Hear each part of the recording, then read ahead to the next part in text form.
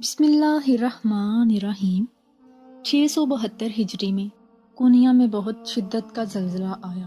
تقریباً 40 روز تک اس کے جھٹکے محسوس ہوتے رہے۔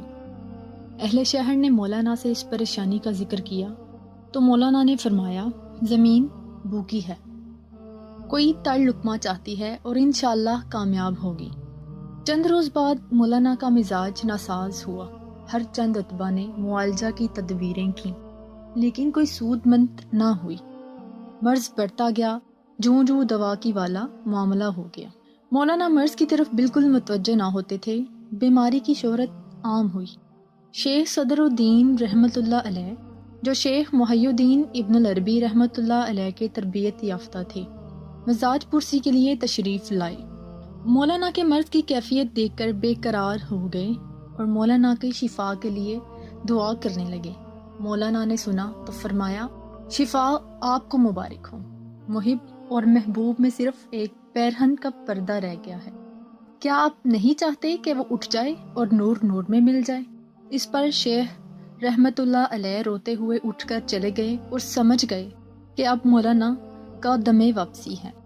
چنانچہ یکشنبہ کے دن 5 جمادی الثانی 672 ہجری کو مغرب کے وقت مولانا ہر مذہب و ملت کے لاکھوں انسانوں کو روتا ہوا چھوڑ کر عالم آخرت کی طرف روانہ ہو گئے اور کونیا کی سرزمین میں ہمیشہ ہمیشہ کے لیے روح پوش ہو گئے۔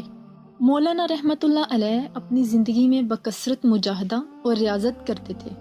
10 اور 20 دن روزہ رکھتے، نماز کا وقت آتا تو فوراً قبلہ روح ہو جاتے۔ نماز میں اس درجہ استغراق ہوتا تھا کہ بقول سپہ سالار اکثر عشاء کے بعد 2 رکعت نفل کی نیت باندھتے تھے اور انہی 2 رکعتوں میں صبح کر دیتے تھے۔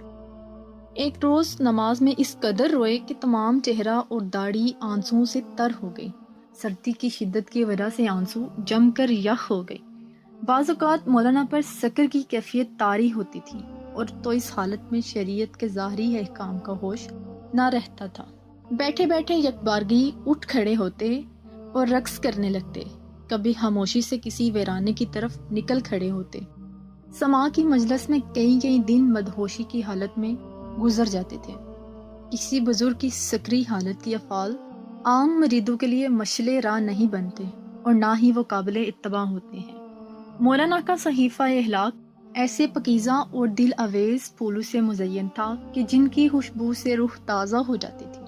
ان کا زہد و قناعت، انکساری تواضع، شب بیداری، توکل، علی اللہ، حلم و تحمل، جود و سخا، حق گوئی، عقل حلال، اثار، شیریں کلامی، مخلوق خدا سے محبت اور دوسرے اوصاف حمیدہ مثالی حیثیت رکھتے تھے۔